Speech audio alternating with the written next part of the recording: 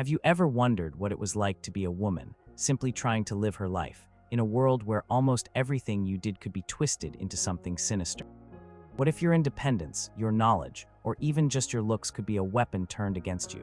Picture yourself in the year 1180. Number 11, the secret seductress, when charming a man became a crime against all. In the year 1180, a woman's influence over a man, particularly a powerful or important one, was not always seen as a testament to her charm or intellect. Instead, it was often viewed with deep suspicion, especially if the man's judgment seemed to falter or his decisions brought him low. The accusation here was not just that a woman had enticed a man, but that she had done so with malicious intent, leading him away from his duties, his family, or even his fate. This was not merely a matter of a broken heart or a scandalous affair. It was seen as a dangerous subversion of the natural order, a spiritual and societal threat. Imagine a respected nobleman, perhaps a knight or a lord, known for his piety and his adherence to his feudal obligations. This man suddenly began to neglect his lands, squander his wealth, or make decisions that seemed irrational or contrary to his previous character. Fingers would often point not to his own failings, but to the shadowy influence of a woman. She was accused of being a secret seductress, a term that carried far more weight than simply temptress. It implied a deliberate, almost magical, manipulation of a man's will, stripping him of his reason and his honor. This wasn't about love, it was about control, and in a world where men held power, any perceived loss of control by a man, especially due to a woman, was deeply unsettling. The accusations against such a woman often involved not just her physical beauty, but her words, her gestures, and even her presence. She was said to have enchanted him, to have bewitched his senses, leading him astray with promises or subtle suggestions that eroded his resolve. Church's teachings of the era, drawing from ancient texts, often highlighted the dangers of feminine temptation, portraying women as inherently weaker in moral resolve and thus more susceptible to the devil's influence, and in turn, capable of influencing men in similar corrupting ways. A woman who seemed too alluring, too persuasive, or too capable of swaying male opinion might find herself viewed with a mixture of fear and condemnation. Consider the consequences. If a lord's coffers dwindled, or his alliances crumbled, or his family honor was stained, the secret seductress would bear the brunt of the blame. She was seen as a parasite, draining a man's strength and virtue. She might be ostracized by the community, accused of using dark arts or unholy means to achieve her ends. Her reputation would be ruined, of course, but it could extend to her physical safety, as angry family members or a disillusioned community sought to remove the source of their perceived misfortune. Actions or perceived actions were not just a private matter. They had wide-ranging implications for the social structure, property inheritance, and even the spiritual well-being of the community. Fear was that such a woman could undermine the very foundations of power and order, all through the seemingly subtle art of persuasion and allure. It was a terrifying thought that a woman, merely by existing and interacting with men, could be held responsible for their downfall and face horrifying accusations for it. Number 10, the demonic hand, accusations of possession and the unseen battle for a woman's soul. In the late 12th century, the understanding of human behavior was deeply intertwined with spiritual beliefs. When someone exhibited erratic behavior, spoke in strange voices, or seemed to be afflicted by uncontrollable fits, it was not always attributed to illness of the mind or body. Instead, it was frequently believed to be the work of malevolent spirits, demons, or even the devil himself. Women, particularly those who deviated from societal expectations of piety, humility, or obedience, were often the first to be suspected of being afflicted by, or even in league with, these unseen forces. The accusation of being touched by the demonic hand was a terrifying one, stripping a woman of her autonomy and branding her as a vessel for evil. Imagine a young woman, perhaps known for her spirited nature or prone to fits of strong emotion. She suddenly began to speak out of turn in church, or had violent seizures, or claimed to see visions that did not align with orthodox religious teachings. Her family and community might not seek remedies for a physical ailment. Instead, they might conclude that she was possessed. This belief was reinforced by religious texts and sermons that described the constant battle between good and evil, with the human soul as the battleground. A woman's perceived spiritual weakness, or her susceptibility to temptation, made her a prime target in the eyes of many for demonic influence. The process of dealing with such an accusation was often public and humiliating. Exorcisms, while intended to free the afflicted, were grueling ordeals. The accused woman would be subjected to intense questioning, often by priests or other religious figures, who would demand to know the demon's name and its purpose. Physical struggles were interpreted as the demon's resistance, her cries as the demon's voice. The suffering she endured was seen as necessary for the cleansing of her soul, but it often left her physically and mentally broken, forever marked by the experience. Furthermore, if a woman was deemed to be not just possessed, but to have invited or welcomed the demonic presence, the accusation became even more severe. This might be the case if she was perceived to have engaged in unholy practices, or if she simply challenged the authority of the church or her male counterparts. Her independence, her strong will, or her unconventional knowledge might be twisted into evidence that she had opened herself up to evil. Such women were viewed as dangerous conduits, capable of spreading the demonic influence to others. They were not just victims, but potential perpetrators of spiritual harm. The implications for a woman accused of being touched by the demonic hand were catastrophic. She could be isolated from her community, chained, or even imprisoned, all under the guise of saving her soul or protecting others. Family might be shamed, their reputation tarnished by association. In extreme cases, if the exorcism failed, or if she was deemed too far gone, she might even face more permanent forms of isolation, effectively vanishing from society. It was a complete denial of her individual humanity, reducing her to a battleground for unseen forces, with terrifying consequences for her life and spirit. The accusations were not just about her behavior, but about the very essence of her soul and who controlled it. Number 9. The deadly brew: how a woman's knowledge of herbs could be her undoing. In 1180, formal medical knowledge was scarce, and access to trained physicians even scarcer, especially for the common folk. This meant that much of the practical health care fell to women, often the elder women in a community, who possessed generations of inherited knowledge about plants, remedies, and healing. They knew which herbs could soothe a fever, which could ease the pain of childbirth, and which could help mend a broken bone. They were the village healers, the midwives, the caretakers. Yet this very knowledge, so vital to their communities, could also become a terrifying weapon in the hands of their accusers. Imagine a woman, perhaps an elderly widow, whose hands were gnarled from years of working the soil, but whose mind held a vast library of botanical wisdom. She knew the secret places where mandrake grew, understood the potency of belladonna, and recognized the subtle differences between various roots and leaves. When someone in the community fell ill, they would often turn to her for help. Most of the time, her remedies worked, and she was revered. But what happened when a powerful person fell ill and her remedies failed? Or more ominously, what if a powerful person died under mysterious circumstances, and she had recently visited them or provided them with a concoction? The accusation then transformed from healer to poisoner. Her deep understanding of herbs, which could bring life and comfort, was twisted into the ability to inflict harm and death. The subtle effects of some plant compounds, their ability to induce sleep, paralysis, or even death, were not understood through a scientific lens. Instead, they were seen as the product of dark knowledge, of unholy pacts, or of malevolent intent. A woman who possessed such knowledge, especially if she was independent, unmarried, or had a strong personality, became a prime suspect. She had the means and perhaps, in the minds of the fearful, the motive. The method of delivery did not have to be a direct physical act. It could be a tainted food, a suspicious drink, or even an ointment applied to the skin. The lack of understanding about disease transmission meant that sudden illnesses or deaths, especially those that affected powerful men or children, were often attributed to foul play rather than natural causes.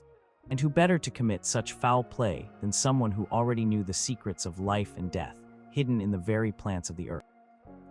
Consequences for a woman accused of administering a deadly brew were dire. Her reputation as a healer would instantly crumble, replaced by the horrifying label of a murderer.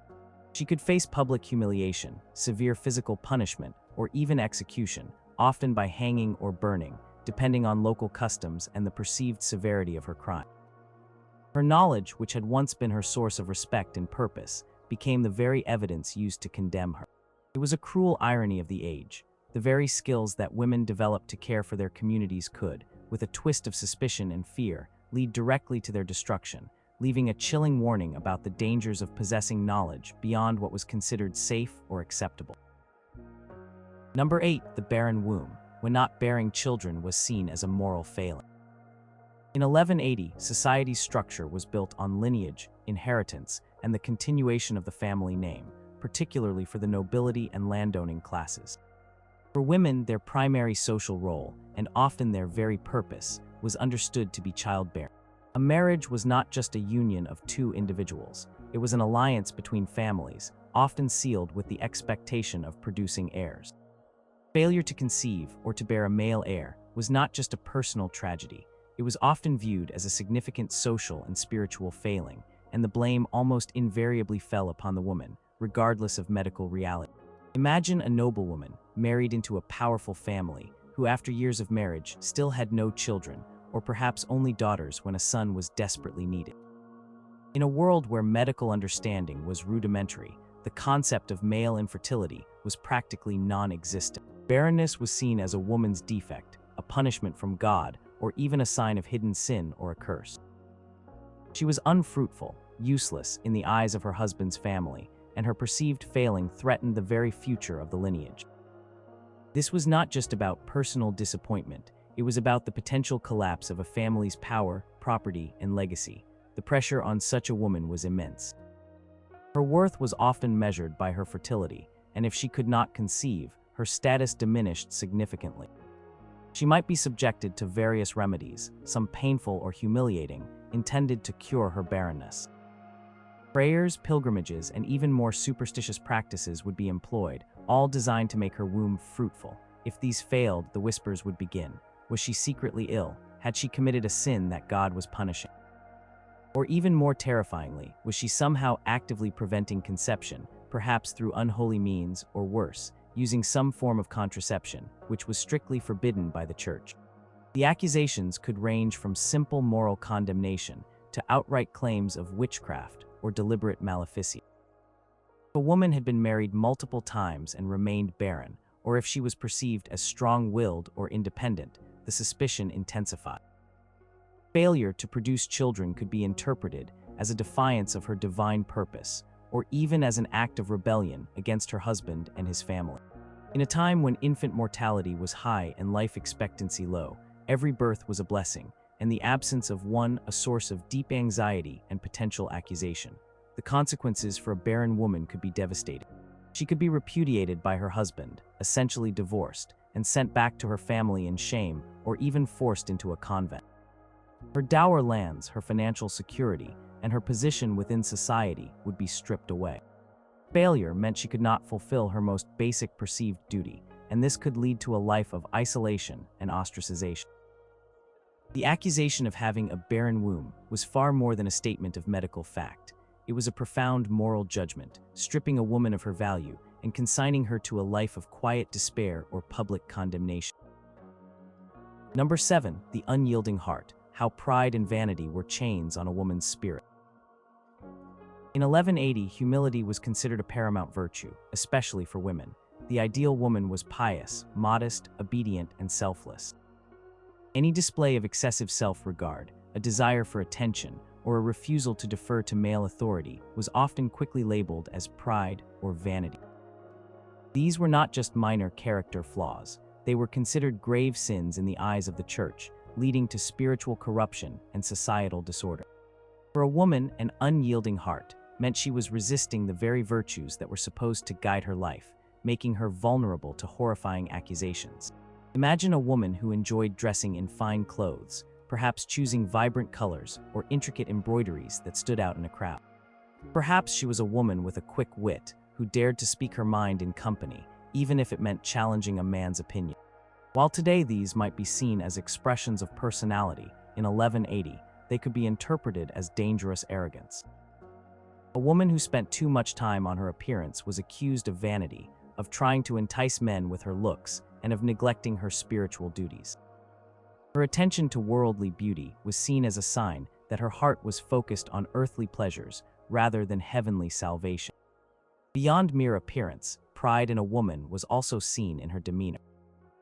A woman who walked with too much confidence, who held her head high, or who refused to accept a subordinate role was often viewed with suspicion. She might be accused of having an unyielding heart, meaning she was stubborn, defiant, and unwilling to submit to her husband, her father, or the church. This was a direct challenge to the patriarchal structure of the time, where female obedience was a cornerstone of social order. Such a woman might be seen as trying to usurp male authority, a notion deeply disturbing to the prevailing mindset. Theological texts of the era heavily condemned pride as the root of all sin, the very sin that led to Lucifer's fall. For women, this condemnation was often amplified, as their humility was seen as essential for maintaining social harmony and spiritual purity. Proud woman was a disruptive force, a threat to the established hierarchy. She might be accused of lacking true piety, of being self-absorbed, or even of harboring rebellious thoughts against God's ordained order. Perceived arrogance could be interpreted as a sign of deeper moral corruption. Consequences for a woman accused of having an unyielding heart could be severe, even if not physically violent. She might be publicly shamed, gossiped about, and ostracized from her community. Her marriage prospects could be ruined, or her existing marriage might become fraught with conflict, as her husband was encouraged by societal norms and religious counsel to correct her. She might be forced to dress plainly, to attend church more frequently, or to perform acts of penance to cure her pride. Her spirit, her individuality, and her autonomy were often seen as something to be broken and reshaped to fit the mold of the humble, obedient woman. Her internal strength, instead of being celebrated, was viewed as a dangerous flaw, making her susceptible to horrifying accusations that aimed to strip her of her very sense of self. Number 6, the grasping hand, when wanting more than your due was a sin against society. In the highly stratified society of 1180, where land and resources were tightly controlled, the concept of due or rightful share was deeply ingrained. Everyone had a place, and every position came with specific expectations and entitlements. For women, their economic rights were often mediated through their male relatives, fathers, husbands, or brothers. While some women, especially widows or powerful noblewomen, could hold and manage property, any perceived deviation from what was considered their rightful share or any aggressive pursuit of wealth or influence could quickly lead to accusations of having a grasping hand. This was not just about greed, it was about upsetting the delicate balance of feudal society. Imagine a widow, perhaps of a wealthy merchant or a minor knight, who, upon her husband's death, vigorously defended her dower rights or attempted to assert more control over the family's assets than customary. Consider a woman who, through clever management or shrewd negotiation, accumulated more wealth than her male peers believed appropriate for a woman. While men might be lauded for their ambition and financial acumen, similar actions by a woman were often viewed with deep suspicion.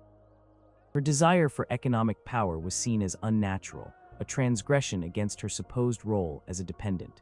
The accusation of a grasping hand went beyond simple covetousness. It implied a willingness to exploit others, to engage in dishonest practices, or even to use underhanded methods to gain more than what society deemed her fair share. She might be accused of manipulating her husband, or her children, or even of taking advantage of the poor or the vulnerable. In an era where charity and communal responsibility were preached by the church, a woman seen as overly concerned with personal gain could be branded as selfish and lacking in Christian virtue. Furthermore, a woman's economic ambition could be linked to other, more sinister accusations. If she became too wealthy or too independent in her financial dealings, questions might arise about the source of her prosperity. Had she engaged in usury, which was forbidden by the church? Had she defrauded others? Or even more terrifyingly, had she made unholy pacts for wealth, stepping into the realm of the illicit or the magical? Pursuit of material gain could be twisted into evidence of moral corruption, a sign that she was willing to sacrifice her soul for worldly possessions. Consequences for a woman accused of having a grasping hand could be severe. Her reputation would be tarnished, her word no longer trusted in financial matters. She might face legal challenges to her property rights, as male relatives or community leaders sought to correct her perceived overreach. She could be socially ostracized, whispered about as greedy and untrustworthy. In a society where economic stability was paramount and where women's roles were clearly defined, a woman who sought to upset this balance through her financial ambition was seen as a threat. Her desire for more, instead of being a mark of aspiration, became a sign of fundamental moral failing, leading to horrifying accusations that stripped her of respect and security. Number 5. The whispering tongue: how gossip and slander could destroy a woman's life. In the close-knit communities of 1180, reputation was everything. There were no newspapers, no widespread public records, and information traveled primarily through word of mouth. While men engaged in gossip, it was often women who were primarily accused of spreading rumors, of whispering secrets, and of damaging reputations through their words. The whispering tongue was not just a symbol of idle chatter. It was seen as a dangerous weapon, capable of tearing apart social bonds, inciting conflict and destroying lives, particularly the lives of other women. Imagine a woman who, perhaps out of boredom, jealousy, or simple malice, began to spread stories about a neighbor. Maybe she suggested that a young woman was not as pure as she seemed, or that a married woman was secretly unfaithful, or that a man was dishonest in his dealing. These whispers, especially if they targeted someone's honor, legitimacy, or moral character, could quickly spiral out of control. In a world where public perception was paramount, a damaged reputation could lead to devastating consequences, from broken engagements to loss of livelihood, or even accusations of more serious crimes. The Church and its teachings frequently condemned slander and gossip as sins against charity and truth. Sermons often highlighted the dangers of the tongue, portraying it as a tool for evil, if not control. For women, this condemnation was often particularly strong, as their perceived tendency towards chatter or idleness was seen as making them more susceptible to this sin. A woman with a whispering tongue was not just a nuisance. She was a moral danger, polluting the communal well-being with her harmful words. What made the accusation of a whispering tongue particularly horrifying for women was the double standard at play. A woman's reputation was often tied directly to her purity and her family's honor. If a woman spread rumors about another woman's virtue, it could lead to that woman being shamed, ostracized, or even having her marriage prospects ruined. If she spread rumors about a man, she could be accused of defamation, an attack on his social standing that could lead to violent retribution or legal action. The irony was that the accused woman herself might then fall victim to her own weapon, as the community turned its whispers against her. Consequences for a woman accused of having a whispering tongue could be severe. She might be publicly shamed, perhaps forced to wear a sign proclaiming her sin, or even subjected to a scold's bridle, a cruel device that clamped her tongue to prevent her from speaking. Her social standing would plummet, and she might find herself isolated, with others avoiding her for fear of becoming the next target of her venomous words. Credibility would be destroyed, and any future attempts to speak truth might be dismissed as mere gossip. Her words, instead of being a means of communication, became a tool of destruction, leading to horrifying accusations that aimed to silence her and strip her of her place within the community. Number 4. The rebellious will: when disobeying your husband meant defying divine order. In the year 1180, the social and legal structure placed women firmly under the authority of men. From childhood, a woman was expected to obey her father, and upon marriage, her obedience shifted to her husband. This was not merely a societal expectation, it was deeply ingrained in religious doctrine. The Church taught that the husband was the head of the household, mirroring Christ's relationship with the Church, and that a wife's submission was a divinely ordained duty. To disobey one's husband was not just a domestic quarrel, it was seen as an act of defiance against God's will, an indication of a rebellious will that opened a woman up to terrifying accusations. Imagine a wife who, perhaps out of conviction, refused to follow her husband's instructions regarding their children's upbringing, or who disagreed with his decisions about their household finances, or who simply asserted her own desires over his. While in some cases this might be met with a private lecture or a stern warning, if her disobedience became a pattern, or if it publicly undermined her husband's authority, she could be accused of having a rebellious will. This wasn't just about disrespect, it was about challenging the very foundations of the family unit, and by extension, the broader social order. The theological emphasis on female submission was profound. Women were often reminded of Eve's original sin, which was frequently interpreted as an act of disobedience against God, and thus a warning against female autonomy. A disobedient wife was seen as a woman who had forgotten her place, who was proud, or who was being influenced by external, perhaps sinister, forces. Her stubbornness was not a sign of strength or conviction, but of a spiritual flaw, a refusal to accept the order that God had laid out for her.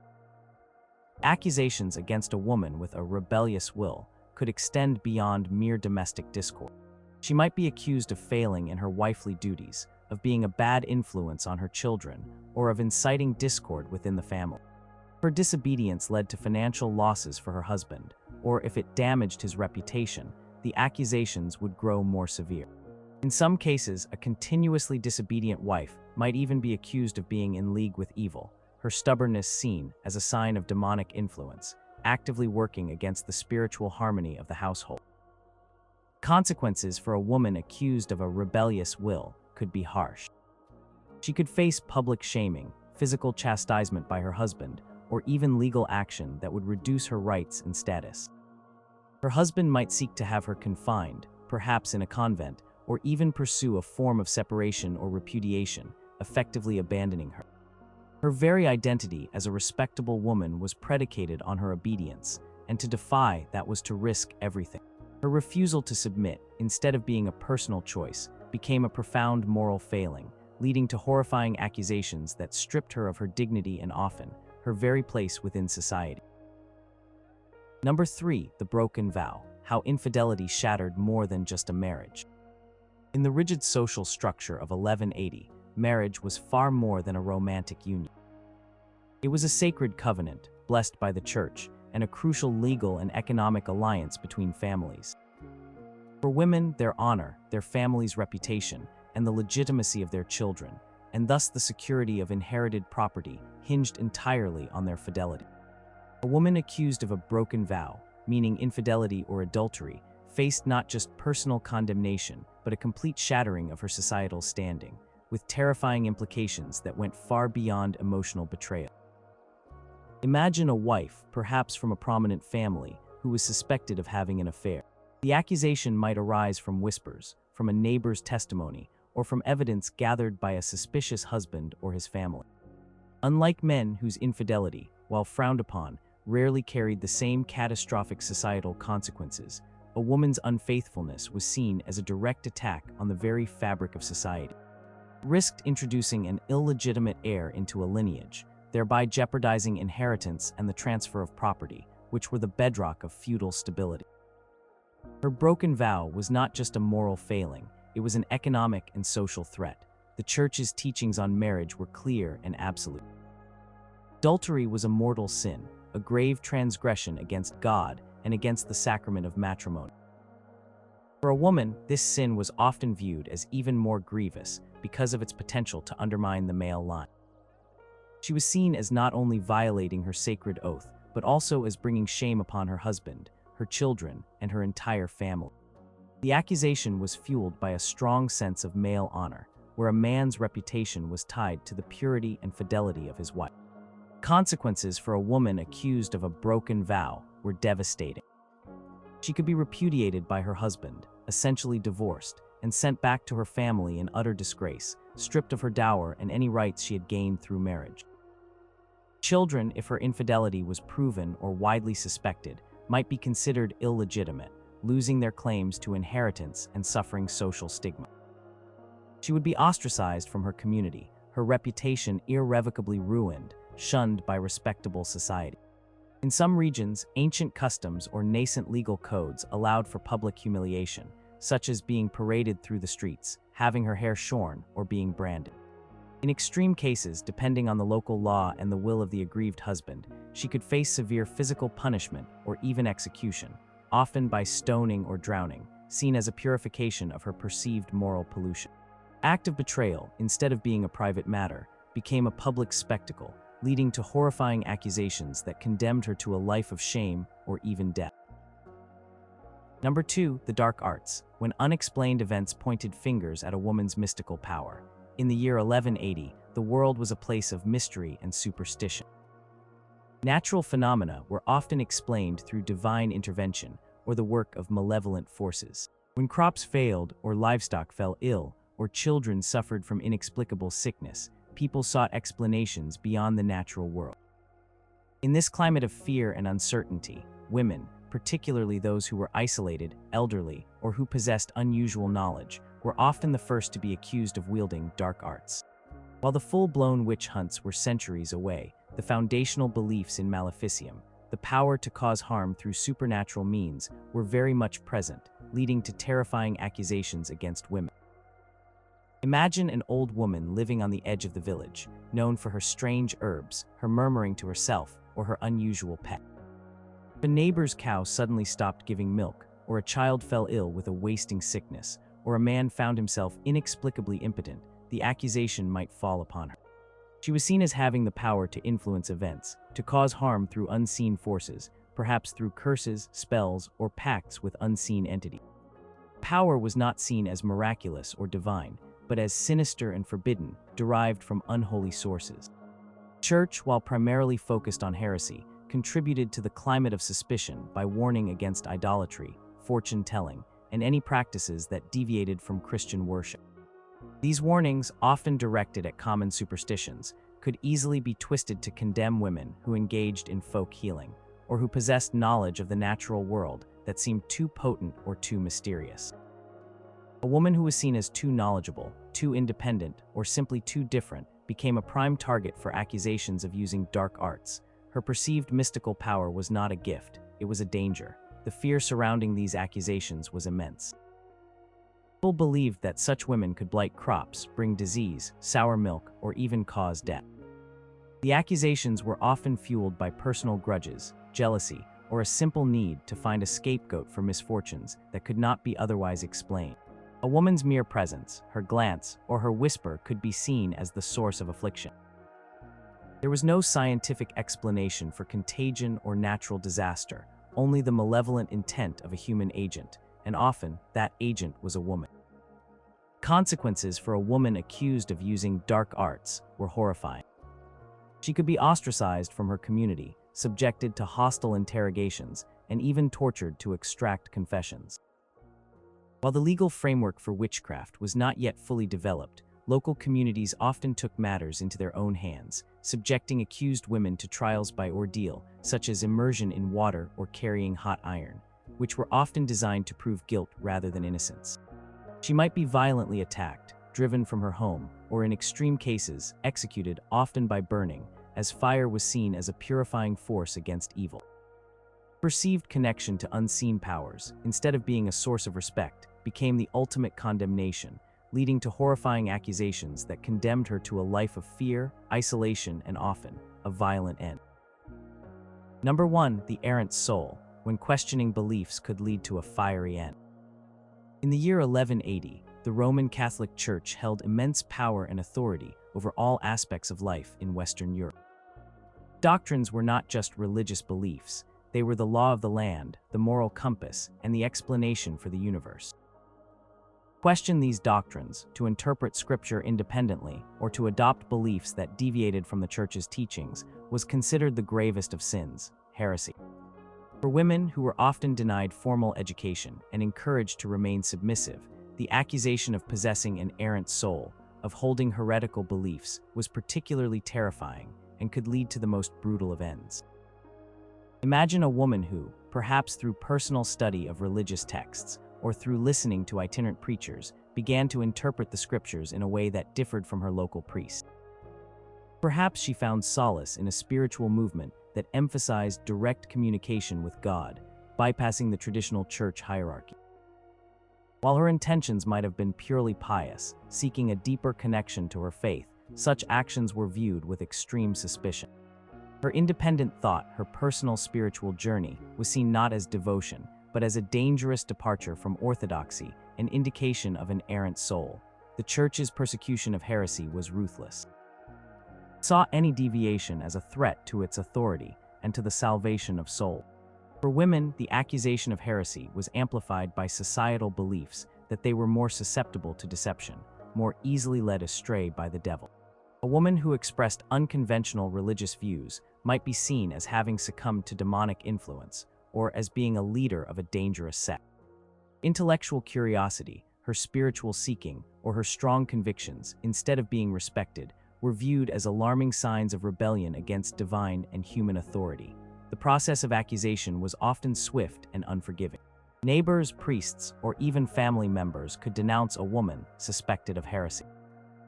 She would be subjected to intense interrogation, often by church officials or inquisitors, who sought to extract a confession and force her to recant her errors.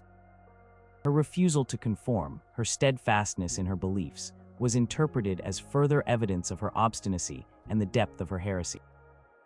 There was little room for nuance or personal conviction. The choice was simple: conform or suffer the consequences. Consequences for a woman with an errant soul were the most severe imaginable. If she confessed and recanted, she might face life imprisonment, public penance, or be forced to wear a mark of shame. But if she refused to recant, or if her heresy was deemed too grave, she would be handed over to the secular authorities for execution. The most common form of execution for heresy was burning at the stake. This horrifying death was seen as a purification of her soul, preventing the spread of her spiritual contagion. Independent thought, her search for truth, or her differing interpretation of faith, instead of being a personal journey, became a profound public threat, leading to horrifying accusations that stripped her of her life, her dignity, and her very spirit in a fiery end.